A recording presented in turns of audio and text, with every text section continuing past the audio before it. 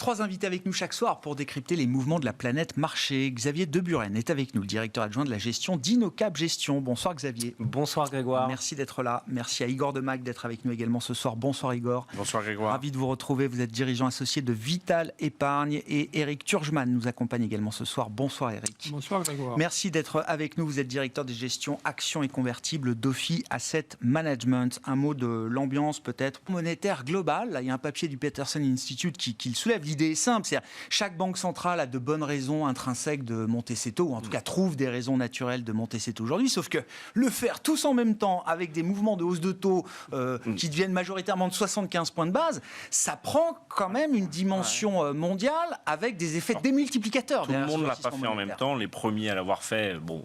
Pas les États-Unis, je crois que le Canada l'a fait avant, mais... L'Angleterre a commencé en décembre 2021. Mais nous, on est toujours un peu en retard, sauf qu'on est moins en retard que d'habitude. Sauf que ce qui est signalé est tout à fait vrai, c'est-à-dire qu'on ne peut pas se permettre d'avoir des différentiels de taux trop importants, parce qu'on voit que ça joue sur la parité de sa propre monnaie. Et évidemment, nous, avec notre euro faible, à un moment où toutes les matières premières qui sont dollarisées sont chères, c'est un gros désavantage. Donc c'est vrai qu'aujourd'hui, une situation d'anormalité du coût de l'argent pendant les 15 dernières années, disons 20, est en train de se corriger. Et après, c'est la vitesse de la correction. Et puis sur l'environnement économique, je crois que l'idée d'une récession n'est plus un débat. Alors en revanche, elle n'est pas encore synchronisée parce que les perspectives pour la Chine et les États-Unis sont quand même positives l'année prochaine. Ce qui est plus problématique, c'est que c'est la zone Europe qui, elle, va rentrer en récession. Elle y est déjà. On va attendre les chiffres.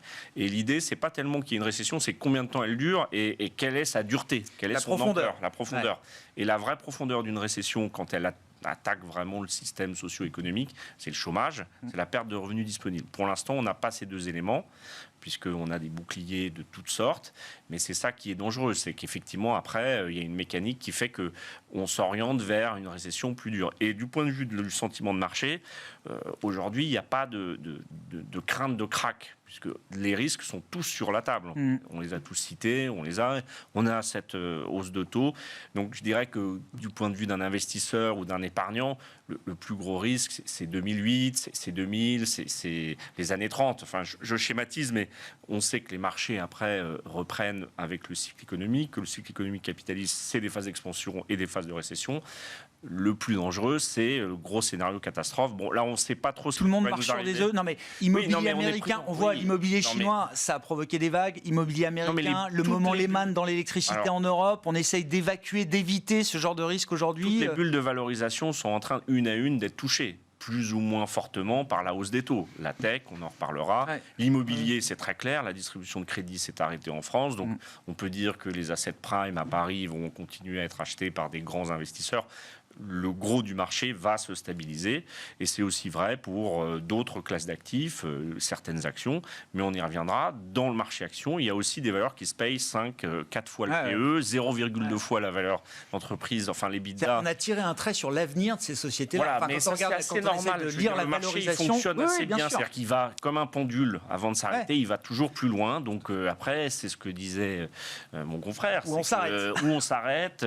Et c'est un peu cette zone. Et à mon avis, elle tombe assez mal parce que c'est l'hiver qui va faire froid et qu'on va peut-être avoir moins de chauffage. Donc c'est vrai que c'est un peu angoissant pour l'investisseur aujourd'hui. Voilà, ma question c'est, ça nous dit quoi FedEx ? Est-ce que c'est FedEx spécifique ou est-ce qu'il faut en tirer un enseignement un peu macro très important ? On parle de la classe moyenne mondiale derrière FedEx et en même temps, effectivement, des entreprises, alors vous avez cité Ferrari, mais tout le luxe côté à Paris n'est pas encore affecté par... J'exagère volontairement. Bien sûr. Mais parce que Ferrari a 11 000 clients, alors après, mais Stellantis, ils n'ont pas forcément 8 milliards de clients non plus. Donc vous voyez, donc faut voir à quel niveau on est touché. On sera touché, les entreprises sont touchées. Mais il faut bien voir que les plus grands profit warnings, ils seront faits par des entreprises qui ont une clientèle très très large et qui, à un moment donné, sont étranglées par ce qui se passe. Très clair. Je crois quand même qu'on va avoir un petit peu de profit warning, parce que qui dit récession macro se traduit forcément microéconomiquement, et même dans un secteur comme les banques, il est possible que le coût du risque monte un peu plus que prévu, même si, globalement, les banques, on y reviendra, c'est un des secteurs qui profite le plus de la hausse des taux aujourd'hui, qui est peu cher, etc. Banque et assurance. Oui, banque et assurance, mais les assureurs, ils ont aussi un bilan à gérer, donc c'est plus compliqué de gérer un bilan quand les taux montent, surtout qu'ils sont très obligatarisés dans leur gestion d'actifs. Mais je pense qu'on va quand même avoir des profit warnings, mais tout est une question d'anticipation et de valorisation. Un profit warning, parfois, ça fait monter une valeur, parce qu'on a la nouvelle, qu'on attend depuis tant de temps. Il n'est peut-être pas si grave que ça. Puis le profit warning, c'est le passé. C'est surtout le discours sur le futur. Et là où FedEx a un petit peu déçu, c'est que c'est volume decline in every segment around the world. Et il n'a pas dit que ça allait se terminer. Donc c'est un peu ça qui est angoissant pour l'investisseur. C'est le futur, le passé. Bon, ben voilà, on fait les comptes. Je crois que c'est vrai que la classe moyenne, je ne sais même pas si on peut dire encore la classe moyenne, la classe médiane aujourd'hui, elle va souffrir beaucoup plus. D'où d'ailleurs les thématiques qu'on voit ressurgir sur les jets privés, les produits luxe, qui pourront un jour ou pas contaminer peut-être ces secteurs, ces valeurs très phares de la cote, qui étaient les valeurs de la tech, les valeurs du luxe, où on se disait un mode de consommation de loisirs ultra luxueux, peut-être que la sobriété va s'imposer aussi dans la bourse. Ce qu'on voit comment dire, ce qu'on voit dans le débat public autour du symbole des jets privés, ça peut se retrouver à un moment dans des primes de valorisation pour des groupes spécifiques, au niveau mondial, qui adressent une clientèle je pense que c'est un débat très franco-français et globalement le débat français autour du marché action et de la bourse catastrophique depuis des années. C'est-à-dire qu'on trouve que c'est un casino. Non, mais l'idée française est que la bourse est un truc de bandits qui jouent au casino, ce qui n'est pas du tout vrai quand on voit... il y a beaucoup de jeunes investisseurs qui s'interrogent justement sur la manière d'utiliser la bourse pour des objectifs de vie. Mais la vision de la bourse est assez mauvaise. Par la retraite. TF1 M6 pour avancer un peu dans la discussion. Dans les secteurs sinistrés à fort rendement qui n'ont pas attiré les investisseurs depuis des années, les médias, les broadcasters, les diffuseurs traditionnels en font partie. Après, sur le débat même du rapprochement, quand l'autorité de la concurrence, c'est fait pour quoi ? C'est fait pour favoriser la concurrence. Donc dans ce deal, dans cette transaction, la concurrence, on la réduit. Donc on protège le consommateur. C'est plus favorable, je trouve, la situation post-abandon est plus favorable à M6 qui reste une cible, alors que TF1 est plutôt un acquéreur naturel. Et puis les actionnariats sont différents. Il y a la famille Bouygues et puis il y a RTL. Globalement, on regarde si on fait les secteurs les moins bien valorisés. Il y a les banques autour de 4-5 fois le PE. Allez, disons de 4 à 6 fois le PE. Il y a les banques, il y a les médias, il y a les matières premières, les métaux. Et puis il y a le pétrole, mais le pétrole, c'est parce que les résultats sont très élevés. Et donc, vous voyez, il y a l'automobile. Et donc, c'est vrai que dans ces secteurs, moi, j'ai envie de dire, si vous avez un petit peu d'argent, c'est dans ces moments-là qu'il faut les acheter, parce qu'on ne les achète pas quand c'est à 60 fois. Et le marché, il fait quand même le travail. Il y a un débat sur l'automobile, on va parler avec Porsche sur l'électrification, ça c'est sûr. Il y a un vrai changement structurel, industriel, donc c'est normal qu'il y ait des incertitudes et qu'il y ait un impact sur la valorisation. Mais ce sont des sociétés qui ne sont pas endettées. Quand on regarde le bilan Stellantis-Renault, on paye ça, mais il y a les multiples. Moi, je vois des 0, et après, il y a, c'est vraiment pour moi un cas d'investissement long terme. Alors, et après, sur les médias, TF1 M6, c'est pas forcément dead money, vous dites là. Ça fait des années qu'on dit qu'ils vont mourir. Ça fait des années qu'on dit que TF1 M6 vont mourir. Ils sont toujours là. Alors, ils sont concurrencés. Vous voyez qu'à côté, tout le monde se concurrence aussi. Les Netflix avec les Apple, Disney, avec Disney. etc. Bien sûr. Bon, c'est vrai que c'est un business qui n'est pas en croissance. Il y a de la diversification. Il y avait un cas pour effectivement concentrer un peu plus les coûts, notamment la régie. Bon. C'est une opportunité ratée. Alors, pas sur le plan de la concurrence, parce que Benoît Cœuré défend effectivement strictement le périmètre de la concurrence. Non, mais ça va bouger. Mais sur le plan de la politique industrielle, il y a une opportunité manquée. Bien, les médias, c'est obligatoirement un secteur qui doit bouger avec le mode de consommation, les plateformes, l'impératif de production. Mais quand on voit toutes les petites sociétés de production en dehors des gros TF1 Canal qui se sont montés, on parle de Banijay ou de Federation Entertainment, ça veut quand même dire qu'ils ont un peu raté. Ils se sont fait prendre des parts de marché. Donc, je pense que ça reste un secteur très intéressant, pas cher, avec du cash, qui verse des dividendes entre 7 et 11%, les deux valeurs. Donc, c'est vrai que TF1 au cours de bourse, c'est un petit peu un mal-aimé de la cote depuis très longtemps, mais TF1 est toujours là. Il faut préciser une chose aussi, c'est qu'il faut aller vite, parce qu'en mars, il y a les autorités françaises qui vont réallouer les fréquences, et ça implique une chose importante, c'est que l'actionnariat ne bouge plus pour les 5 prochaines années. Donc autant M6, effectivement, RTL et vendeurs. Donc ça, une solution sera trouvée. Pour TF1, ça complique un petit peu l'histoire parce qu'il va falloir dégainer très vite ou alors aller chercher en dehors de France un partenariat. C'est ça le risque de cette décision, c'est de faire que nos actifs médias partent ailleurs, potentiellement. Oui. Enfin, en minorité. On verra. Non, mais... Oui, non, mais j'entends bien. Ouais. Bon. On a laissé partir Arcelor à l'époque. Et Bouygues a été très clair sur le fait que TF1 ne restera pas en l'état. Donc tout est ouvert. Bon, on suivra ça. En tout cas, les 2 titres sont pénalisés aujourd'hui. Revenons peut-être au secteur automobile, qui a déjà été évoqué plusieurs fois dans les exemples et dans la discussion depuis qu'elle a commencé. Igor ? C'est la question qui peut poser problème, mais c'est une question un peu vraie pour toute l'industrie, c'est l'électrification. Et est-ce qu'une voiture de sport, de luxe, peut aussi attirer en étant tout électrique dans 5, 10, 15 ans? Ça, on n'a pas la réponse.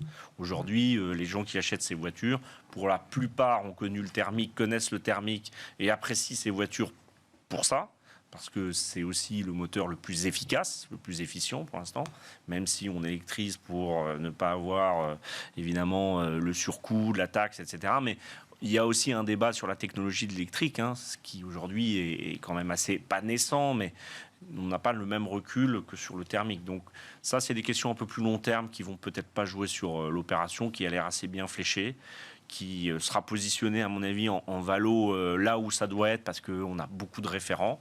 Après, c'est vrai que moi, je suis plutôt Stellantis que Renault, mais je pense que dans l'automobile, il y a de la valeur. Je veux dire, un actif industriel qui produit en grand nombre sur des plateformes mondiales ce genre de biens, c'est unique. Il n'y en a pas beaucoup d'industries. Il y a les semis, mais c'est pour ça que ça ne peut pas valoir ce prix-là. Il y a un point d'interrogation sur l'utilisation des véhicules électriques, mais il se peut que dans 20 ou 30 ans, on revienne au thermique aussi. Il se peut. Non, mais aujourd'hui, quand on découvrira le coût de traitement d'une batterie, de toute la chaîne, là aujourd'hui, on ne peut pas le connaître. Il n'y a pas d'utilisation de masse de l'électrique. Donc, là, il y a quand même, c'est bien balisé, réglementairement parlant. Mais je reviens sur le comportement du consommateur. Vous connaissez bien le monde automobile. Pour un Porschiste ou pour un Ferrariste, il y en a qui sont les deux. Alors, fortiori ceux qui sont les deux. Le bruit du moteur thermique et l'efficience du moteur thermique, quand on achète une voiture, ça reste un facteur clé déterminant, ou est-ce que ce consommateur-là, il se satisfera aussi d'un modèle électrique d'ici 10 ans, ça va vite venir. Génération, je veux dire, ceux qui n'auront pas beaucoup connu le thermique, entre guillemets. Il n'y a pas de risque de dégradation de la valorisation de ces groupes le jour où ils seront électriques, où leur modèle ou leur gamme sera complètement. Il y a une question sur la rémanence, je dirais la capacité de vieillir d'un modèle électrique. Je vais m'arrêter là parce que je comprends. Un peu. Et ça, on la connaît pas. Mais c'est encore. important pour ces voitures-là qui ont un marché secondaire important, j'imagine peut-être. Le secondaire va être encore plus important si on a des problématiques d'approvisionnement, ce qu'on voit sur Ferrari par exemple. Mais on n'a pas de réponse sur la viabilité des modèles électriques à terme, sur le coût de remplacement, d'entretien. Eric. Ferrari, je reviens là-dessus, c'est 11 000 clients. Donc ne vous inquiétez pas, s'il y en a 11 000 qui n'aiment pas le bruit de l'électrique et qui sont nostalgiques de l'atmosphérique, on va en trouver 11 000 autres. Donc, et sur Ferrari, je me demande pourquoi leur marge est si faible. Même à combien? C'est quoi, 30-40% de marge? 25%, mais ils ont seulement 25%. Mais ils peuvent monter à 40% de toute manière. Oui. Le bon exemple, c'est le Purosangue, le SUV qui a été lancé il y a une dizaine de jours. Ils ont attendu d'avoir des remontées de carnet de commandes pour fixer le prix. Donc ça montre bien le pouvoir de fixation de prix. Et je rajouterais que Ferrari... Surtout un modèle qui est complètement anti-écologique, puisque c'est un SUV purement thermique. Et je rajouterais une chose, c'est que Ferrari, d'ailleurs, dans sa transformation électrique, en 2030, continuera à 25%, je crois, à continuer à fabriquer du thermique. Donc ce sera peut-être pour des circuits et des choses comme ça, mais ça reste Ferrari avec des moteurs thermiques. Et également, Ferrari, je crois, une équipe de 50 personnes qui travaillent sur le bruit de leur voiture électrique, en disant, voilà, ce sera... aussi reconnaissable qu'un bruit de c'est bien moteur ça thermique fait partie Ferrari. de la désirabilité d'une Ferrari. Et ils prennent ça très très au sérieux. J'imagine. C'est bizarre d'ailleurs de vouloir du bruit comme ça. Oui, mais bon. Il faut faire un barbel, il faut acheter Ferrari ou Porsche et Stellantis ou Renault, comme ça on fait... Avec 10% de rendement. Voilà. Mais la Valo... avec 20% de free cash flow yield, pas de dette, donc... Bon, oui, ça fait peut-être pas rêver quand on regarde les modèles, mais nous, en tant qu'investisseurs, on est là pour acheter des sous-jacents qui fonctionnent et puis qui ont des marqueurs opérationnels et financiers. Bon, il nous reste 1 minute chacun. Qu'est-ce qu'on fait ? Il y a toujours quelque chose à faire. L'ambiance est compliquée. Elle n'est pas porteuse pour la prise de risque aujourd'hui sur les marchés. Est-ce qu'il y a quand même des choses à faire intelligentes, pertinentes ? Alors, avec des horizons de temps, à vous de les définir d'ailleurs. Igor ? Non, nous, on utilise pour nos clients en ce moment les produits structurés qui sont... une façon de vendre une couverture de risque. Moi, je pense qu'il faut garder du cash parce que dans ces moments-là, c'est là où on peut saisir des bonnes opportunités. Et puis, un peu d'action dans les secteurs qu'on a cités, parce que c'est intéressant. Et puis, là, je vais faire un petit peu de pub pour les banques, mais comme j'achète des actions des banques, je me fais plaisir à moi-même. Mais c'est vrai qu'on revoit des propositions sur des taux courts, des comptes à terme à 2-3%. Donc ça veut dire que tout ça, ça les solvabilise et que les clients sont en train de revenir un peu vers ce type de produit. Alors, c'est un peu au détriment d'autres produits de placement, mais je trouve que c'est quand même un bon signe que les banques maintenant soient assez offensives là-dessus, parce que ça veut dire qu'elles vont se recréer des marges d'intérêt et des marges de taux. Et c'est mieux pour le système parce que les taux bas, c'était catastrophique à mon sens. Bon, pour l'instant, en plus, elles profitent encore d'un régime ultra favorable avec des taux qui ne sont plus négatifs, mais par contre, elles ont le droit de déposer chaque soir à la BCE rémunérée à 75 points de base. Pour l'instant, le système a été maintenu tel quel de ce point de vue-là. Merci beaucoup, messieurs. Merci d'avoir participé à cette discussion ce soir. Xavier de Buren, InnoCap Gestion, Igor Demac, Vital Épargne et Eric Turgeman, Ophi Asset Management étaient les invités de Planète Marché.